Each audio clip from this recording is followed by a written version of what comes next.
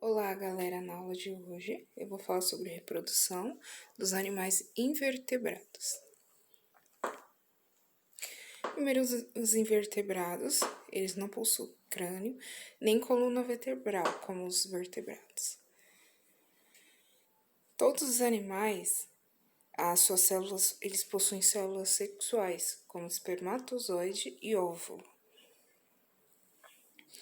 Esse espermatozoide e esse óvulo, eles vão fecundar para a formação do zigoto, o ovo, que é a célula totipotente. Por que ela é totipotente? Porque ela vai se multiplicar em várias células indiferentes para formar células diferenciadas, que vão formar vários tecidos. Quando ocorre essa fecundação entre o espermatozoide e o óvulo, ele gera 2 blastômeros, são 2 células. Depois, em seguida, forma 4 blastômeros, 4 células. 8, 32 vai multiplicando. Até ocorrer a morulação, que é uma forma ondulada de várias células. E nessa forma arredondada. E quando ocorre a blastulação, é quando essas células vão indo mais para a parte de fora das células, formando uma parte oca dentro, que chamamos de blastocela.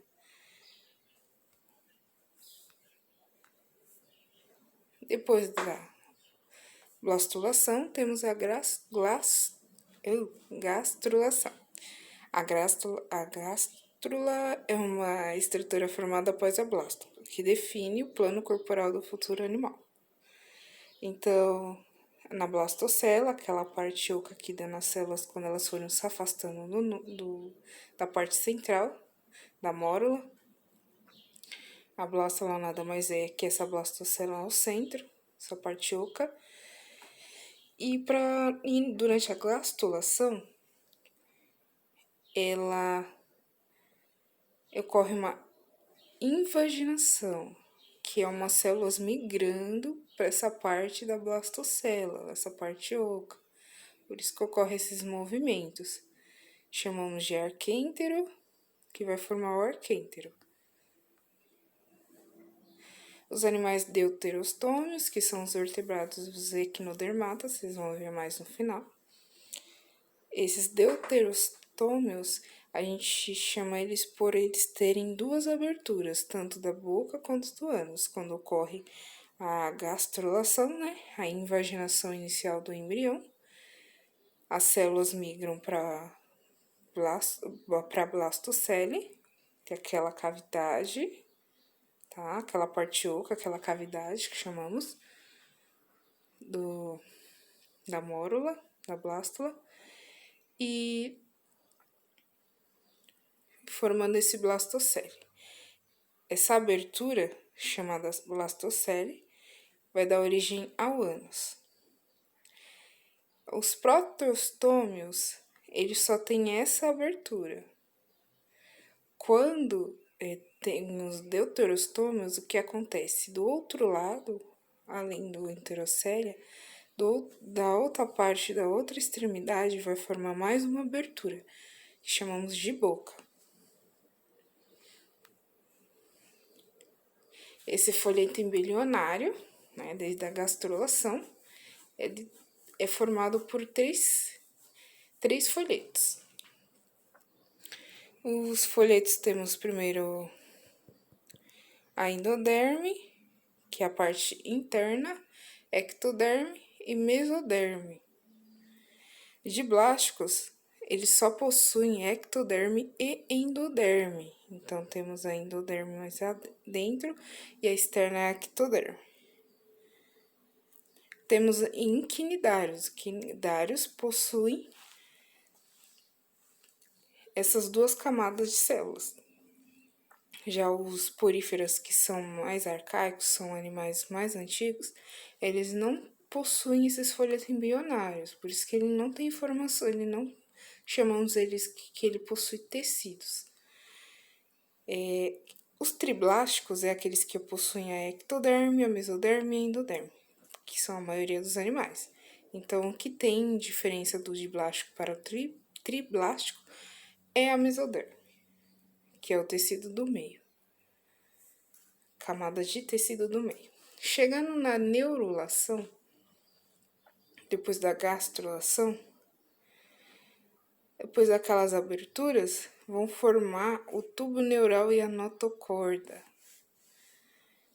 Tá? Essa é a notocorda, que vai originar por os vertebrados, que estão presentes nos vertebrados, e o tubo neural é o que vai originar o sistema nervoso.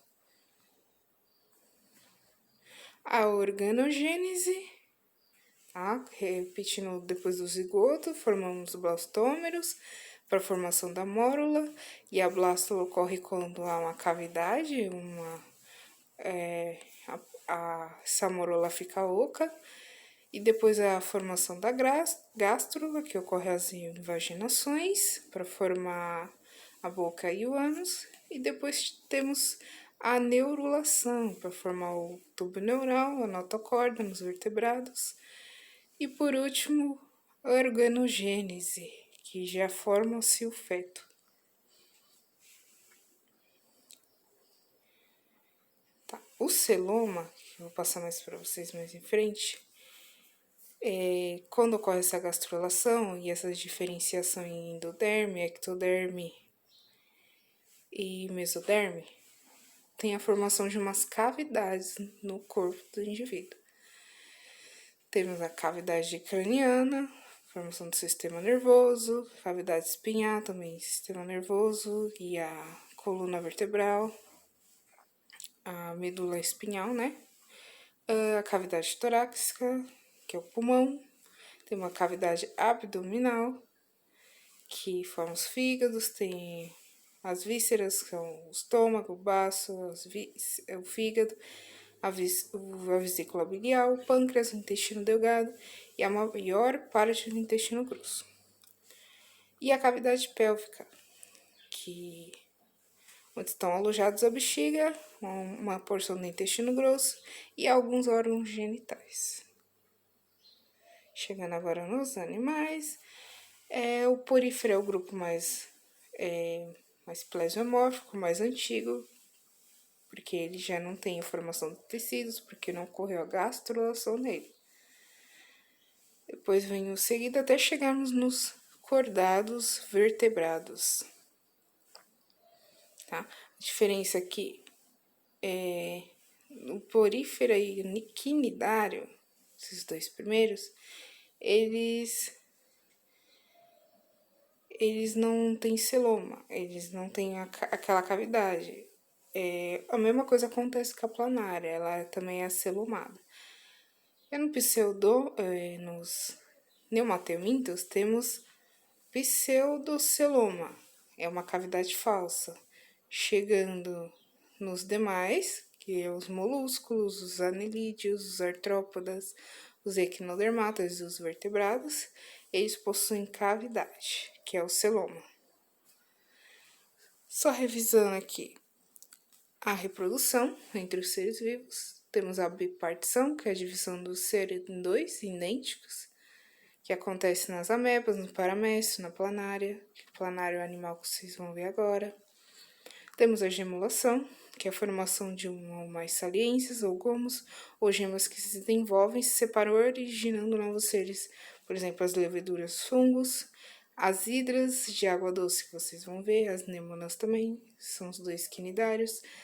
Temos a fragmentação, separação de fragmentos do corpo, originando cada fragmento um novo indivíduo, por regeneração. E ocorre em estrelas do mar, que vocês vão ver. Também ocorre em algas e plantas. A multiplicação vegetativa, que ocorre em plantas, que é a formação dos novos seres, através de uma certa estrutura que é retirada da planta, como raiz, caule e folhas. A esporulação, que temos em fungos, bolores de pão, de frutos, a formação de células reprodutoras, os esporos, cada um dos quais pode originar novos indivíduos. A partenogênese é a formação de novos indivíduos, exclusivamente a partir do desenvolvimento de gametas femininos, rotíferos, pulgões, como os da roseira. Chegando no primeiro grupo porífera, que eles são aquáticos marinhos de água doce, eles são sésseis, que ficam fixados no substrato, não apresenta sistema nervoso. A reprodução dos poríferas temos 4 tipos. Primeiro, assexuada, né? 3 tipos, desculpa. Temos a gêmula. A gêmula, ela é uma célula diferenciada, quando ela está sujeita à escassez. Ela se desprende da esponja, normalmente de água doce, porque pode ocorrer estiagem nesse local.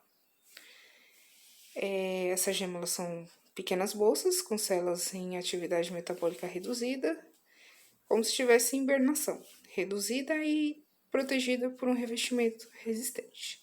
Quando acaba essa escassez de água, o ambiente é normalizado, ela libera a gêmula desse arcocisto. Temos também o brotamento. A esponja é um indivíduo único, ocorre um broto sobre ela, e ele se separa desse indivíduo que gerou ele. Então, a sexuada, lembrando que a sexuada é sempre a reprodução, ele vai sempre gerar um indivíduo geneticamente idêntico ao outro. Temos também a fragmentação, que ocorre que a esponja, quando ela é desmanchada, ela ocorre a reorganização, ela é desagregada, e depois ocorre a reorganização das células e o início de formação de novas esponjas. Reprodução sexuada. Ocorre a liberação de espermatozoides, tá? O átrio é a cavidade central, onde é lançado esse espermatozoide em outras esponjas, como vocês estão vendo na imagem. Forma-se, então, o zigoto, quando ocorre a fecundação. O zigoto desenvolve em larva móvel, que nada e se fixa em algum substrato, dando origem a uma nova esponja. Vocês podem ver nessas imagens. Para ocorrer essa fecundação, temos o amebócito, onde ocorre a produção dos espermatozoides. Temos a cavidade, né? Onde a cavidade central, o átrio, onde foi lançado o espermatozoide na outra esponja. E os poros, através de onde essas espermatozoides entrou na outra esponja. E os coanócitos, que possuem flagelos, eles capturam esses espermatozoides lá na cavidade, que entram pelos poros e auxiliam na fecundação do zigoto. Quinidários. Eles são marinhos, de água tropicais rasas, poucas espécies vivem em água doce, nenhuma é terrestre. Temos anêmonas, as caravelas, as hidras, essa pequena verde. Temos os recifes de corais e as águas vivas. Temos 3 tipos de reprodução: assexuada por brotamento, sexuada com formação de gametas. A de alternância de gerações apresenta uma fase assexuada e uma fase sexuada. Aqui é assexuada, primeira assexuada na primeira imagem. Só entrando nas características dos quinidários, em geral eles são dioicos, sexos separados, macho e fêmea, ou monoicos, que são hermafroditas, que possuem 2 sexos no mesmo indivíduo. A formação de gametas masculinos e femininos. Gametas são formados apenas em animais e vegetais. Ocorre a fecundação externa. Os gametas se encontram na água, então é liberado ao contrário dos poríferos, que precisam uma fecundação interna, que o espermatozoide entra na outra esponja para fecundar o óvulo. Já nos quinidários é uma fecundação externa, os gametas se encontram na água, tanto o espermatozoide quanto o óvulo. Como vocês podem ver aqui na reprodução sexuada. O macho libera seus espermatozoides na água, os quais fecundam o óvulo feminino presente na superfície corporal. O zigoto se desenvolve, não existe fase larval. Tá? Então, é liberado o embrião e um pequeno pólipo, que vai dar origem a uma hidra. A reprodução sexuada é o mesmo que ocorre lá nos poríferos. Ocorre um broto, um indivíduo geneticamente idêntico, um clone, por assim dizer, e ocorre uma nova hidra quando se separa dele. A reprodução sexuada com fase livre e sésseis. Só lembrando que a hidra e os recifes de corais, anêmonas, elas são sésseis, elas não se movimentam como as águas vivas. E tem as espécies que possuem essas duas fases durante a sua vida. A fase de pólipo, né, que é a hidras, os recifes de corais e a outra que eu não me recordo. A fase da medusa, que é a reprodução sexuada, que elas se movimentam.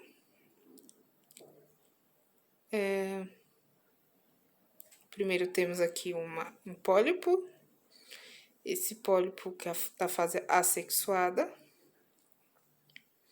ele se desenvolve em medusa livre natante, no qual vai ocorrer a fase sexuada. Essa fase sexuada são liberados os espermatozoides na água e o óvulo, né, que é uma fecundação externa, e ocorre a fecundação formando o zigoto. Aí vai aquele desenvolvimento lá embrionário, que forma a blástula. Depois forma uma larva plânula, o pólipo jovem. Aqui ocorre uma larva, tá? Então, não é direto o desenvolvimento. E depois forma esse pólipo, que desenvolve em adulto, para depois ocorrer novamente a fase assexuada. Perdão, assexuada, como que ocorre a sexuada? Esse pólipo, ele libera um indivíduo idêntico a ele, geneticamente idêntico, que é a medusa, que vai ocorrer, então, a fecundação sexuada. Então, é assim que ocorre a fase assexuada. É liberado o indivíduo desse pólipo, que é a medusa. Ele é geneticamente idêntico. Tá. Celoma, como falei para vocês, é a cavidade central, onde será gerado, organizado as cavidades para que sejam organizados os órgãos, as vísceras. Como falei, os acelomados, eles não possuem essa cavidade. O pseudocelomado possui uma cavidade falsa. E os celomados, que a maioria dos animais, eles possuem essa cavidade. Temos também o plano de corte dos indivíduos, temos radial. O radial nada mais é que ele não tem uma face idêntica a outra, ele tem várias faces, como a estrela do mar e os quinidários. E também temos o bilateral, que isso ocorre em artrópodas, nos plateumintos e nos cordados. Vamos entrar agora nos eumintos. Eumintos nada mais é que vermes. Primeiro temos os plateumintos, que são vermes achatados, pláteos achatados e de pouca espessura. Temos a turbelária, ou planária, é o grupo da turbelária, temos um indivíduo planária. Ele é de vida livre, ele não é parasitária. Temos cestoda, que é representado pela tênia, mais de uma espécie de tênis, que são causadores da teníase, uma doença chamada teníase. E temos o grupo Trematoda, que é composto pelo Esquistossoma manciose, famoso barriga d'água. Animais invertebrados, eles platemintos, temos aqui as estruturas da planária e do esquistossoma. A planária possui o ocelo, um órgão sensorial, não é olhos. Temos o ventre ciliado, temos a faringe, protátil e boca, e o poro genital. Temos do esquistossoma, o macho e a fêmea. O macho é essa parte mais de fora e a fêmea é a interna. Temos o canal genicóforo, as ventosas ventrais e a boca ventosa oral. Esquistossomose. E o esquistossoma, ele é dioico, ele tem sexos separados, né? Ele tem dimorfismo sexual. O macho possui um canal ginicóforo e a fêmea é mais longa, mais delgada. O hospedeiro intermediário dele é o caramujo, um molusco do gênero Biofalaria, onde ocorre o desenvolvimento corporal ou reprodução assexuada. O hospedeiro intermediário ocorre o desenvolvimento corporal e a reprodução assexuada, né? Os caramujos vivem em águas de lagoas e de córregos pouca correnteza. Já o hospedeiro definitivo, no qual ele passa o maior tempo da vida dele, é no ser humano.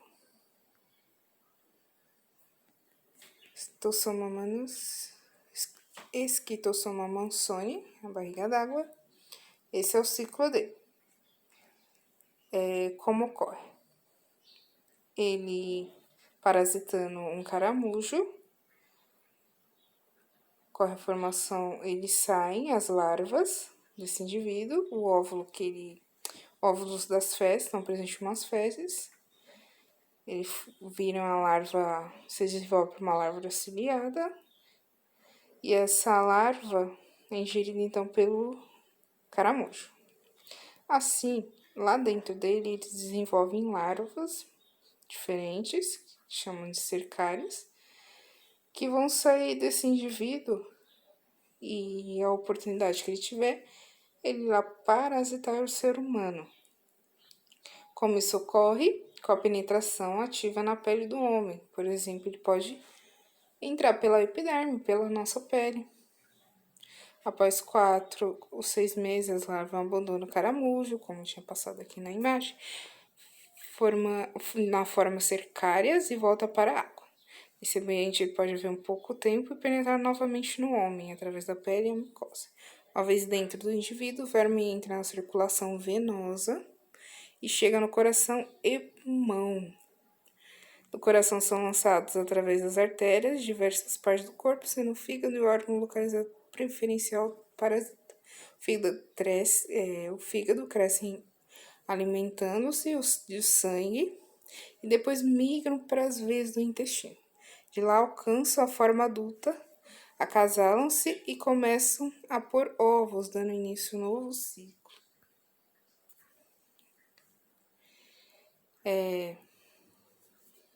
Local de penetração da pele, pode apresentar vermelhidão.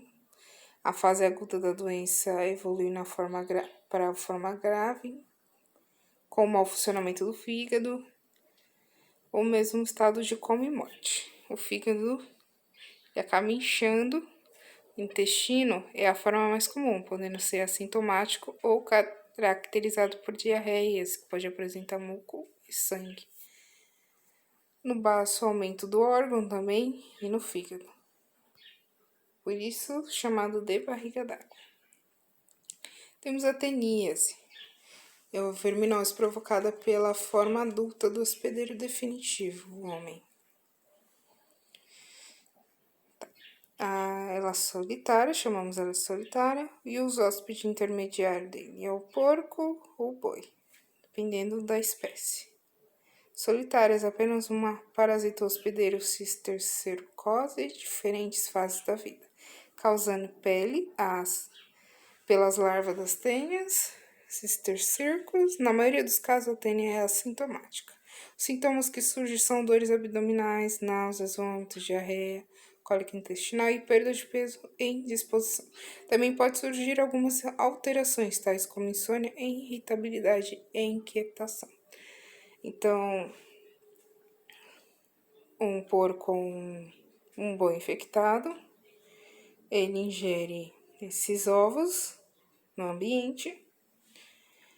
O ser humano, quando ele não cozinha corretamente ou frita corretamente a carne desse porco, pode estar presente esses cisticercos, que são as larvas. O homem se alimentando, ele ingere essas larvas vão para o intestino até se tornarem adulta, no qual vai ocorrer a autofecundação dela, porque ela é dioica. Ela é monóica, perdão. É os dois sexos no mesmo indivíduo. Então, por isso que chamamos de solitária. Que é as estruturas dela, onde eu tenho o óvulo, onde ocorre... Tem o óvulo e o testículo e o útero. Então, vai ocorrer a fecundação aqui, uma autofecundação. Temos também a reprodução assexuada, o qual são divididas em várias partes, uma planária, e ocorre essa regeneração, formando novos indivíduos.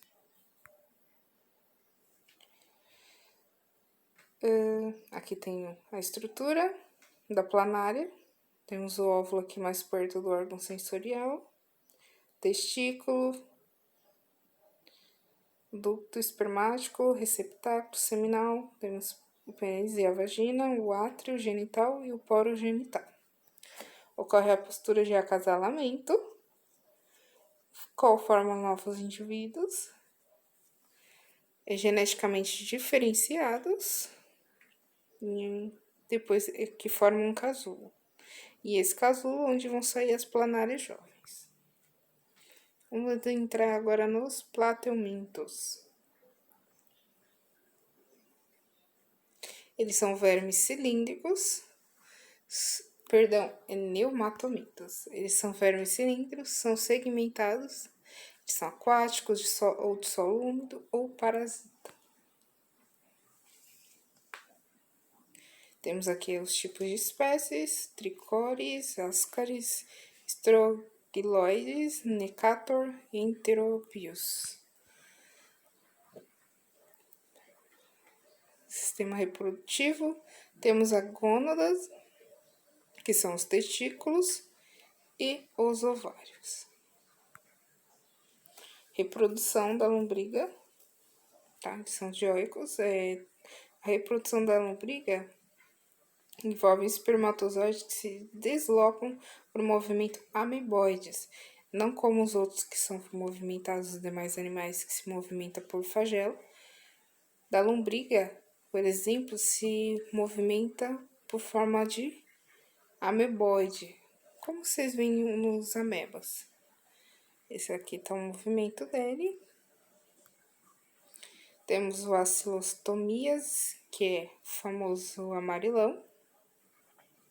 Medem cerca de 10 milímetros, podendo medir até de 1 centímetro a 1,5 centímetros de comprimento. Vivem aderidos à mucosa do intestino delgado da pessoa parasitada, assim se alimentam do sangue.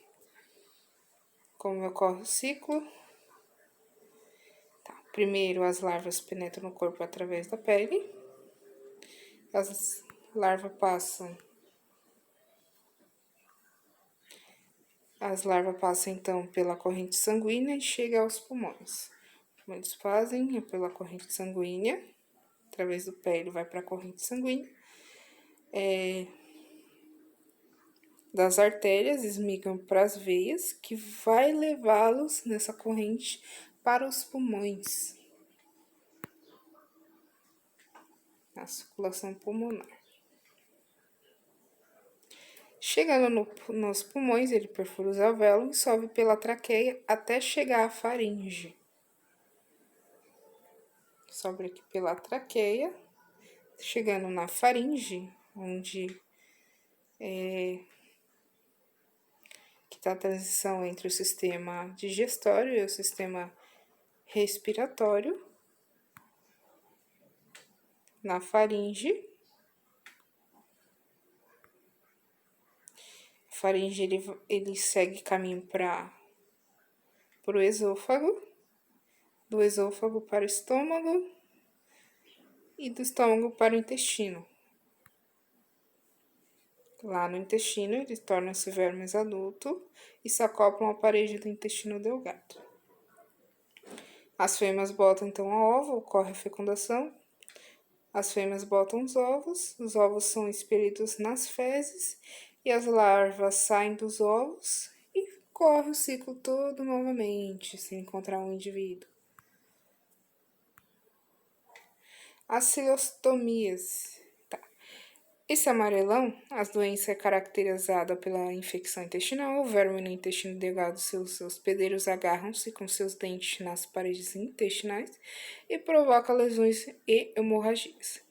A pele amarelada por causa dessa anemia que ele gera. Essas lesões acaba perdendo sangue. Outros sintomas: a irritação na pele, no local da entrada do verme, fraqueza, desânimo, perda de peso e tensões pulmonares. As cardíase, a lombriga, extremidades mais finas de 15 cm a 30 cm de comprimento, pode chegar a 40 cm de comprimento. Habita no intestino delgado, vive dos alimentos ingeridos pela pessoa parasitada. O acilostomiase, do sangue lá no intestino, e o ascaridíase vive de alimentos ingeridos pela pessoa parasitada. Encontrado em todo o mundo, mais comum nas regiões tropicais. Ocorre que a pessoa infectada, ela libera esses indivíduos nas fezes, que ocorre a fecundação e libera esses ovos. Esses ovos podem estar presentes nos legumes mal lavados ou em águas de poço que não seja água, normalmente é de poço se não foi tratado, se tiver contato com fezes. E a infecção ocorre pela ingestão da água desse alimento, principalmente as verduras contendo esses ovos embrionários. Os ovos infectados ingeridos liberam as larvas no duodeno do intestino delgado. E ele ocorre a multiplicação deles. Vocês podem ver as características aqui no intestino delgado. Ocorre excesso de indivíduos nesse intestino, quando está numa forma bem crônica. Temos também o bicho geográfico. A maioria incidente em clima subtropical e tropical. Parasita no intestino de gatos e cães. As larvas podem penetrar na pele do cão e gatos, completando seu ciclo de vida. Os ovos eclodem na areia e podem penetrar na pele do humano sem atingir a circulação. Ele também penetra no pé. Então, o próprio indivíduo já adulto. Deixa eu ver. Ele parasita, ele elimina os ovos das fezes de um animal infectado. Esses ovos de larvas, eles transformam nas larvas, eclodem em larvas e transformando em adulto. Aí ocorre a fecundação novamente, pode voltar para os seus hospedeiros definitivos, que são os animais, gatos e cachorros, ou os seus intermediários, com contato com a pele lesada de um humano. Bicho geográfico, esse desloca da epiderme, deixando seu rastro pelo corpo. A lesão de contorno irregular, semelhante a um mapa geográfico.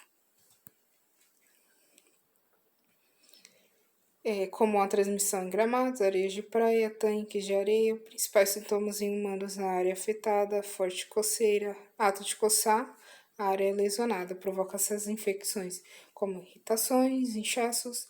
Os pés atingidos geralmente pode ocorrer na mão, nas nádegas. Os sintomas das infecções das larvas em cães. Em gatos, temos a anemia, fadiga, dificuldades respiratórias e lesões na pele. Filariose.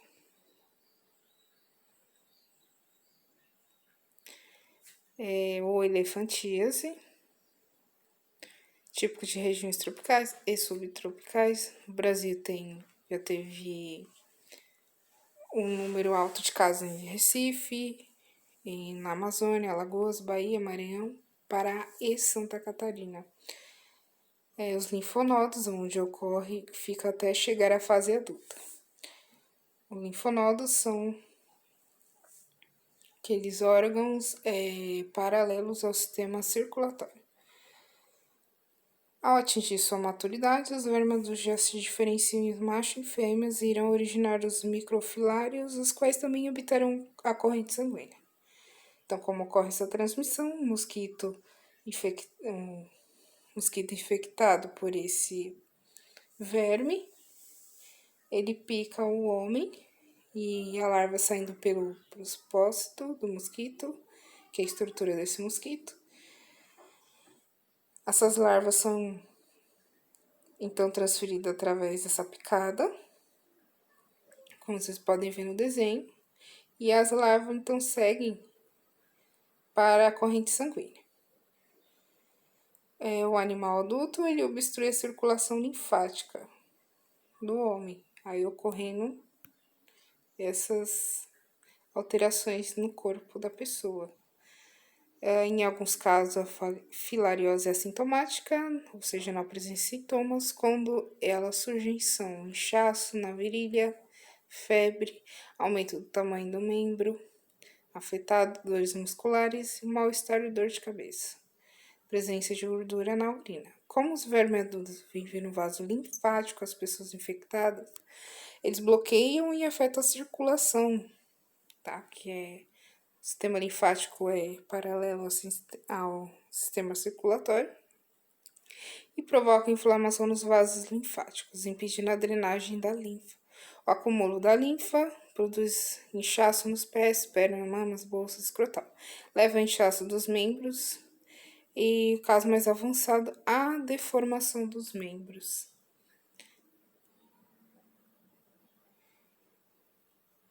Tá chegando em anelídeos. Eles são encontrados em água doce, marítima e solo úmido. Estrutura dos anelídeos. Nos oligoquetos, temos as cerdas, boca, ânus. O clitério é aquela estrutura que vai ajudar na fecundação.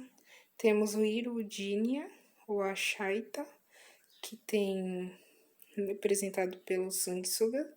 Tem a boca, a ventosa oral e a ventosa posterior, para sugar o indivíduo, porque ele é parasita e ele se alimenta de sangue. O poliqueto, parapódios com múltiplas cerdas. Eles são os primeiros celumados, triblásticos, que tem os três folhetos embrionários, endoderme, mesoderme e ectoderme. Simetria bilateral. Cavidade corporal que se localiza no interior da mesoderme, preenchido por um líquido chamado de fluido celâmico, onde se alojam as vísceras do animal. Na ausência do esqueleto, o celoma fornece a sustentação do corpo e auxilia na locomoção. Eles são dioico ou monoicos, fossórios. Na época da reprodução, eles saem da terra à noite e ocorre a fecundação cruzada. O clitério que as minhocas possuem é a porção do corpo que auxilia nessa reprodução. O anel mais claro que libera um muco que ajuda na fixação de duas minhocas no momento da fecundação. Ocorre o emparelhamento dos seus corpos em sentido contrário. Prendem-se com o auxílio das cerdas e do clitério, realizando a troca simultânea de espermatozoide. Como eles são monóicos, os dois possuem as duas estruturas reprodutoras no mesmo indivíduo.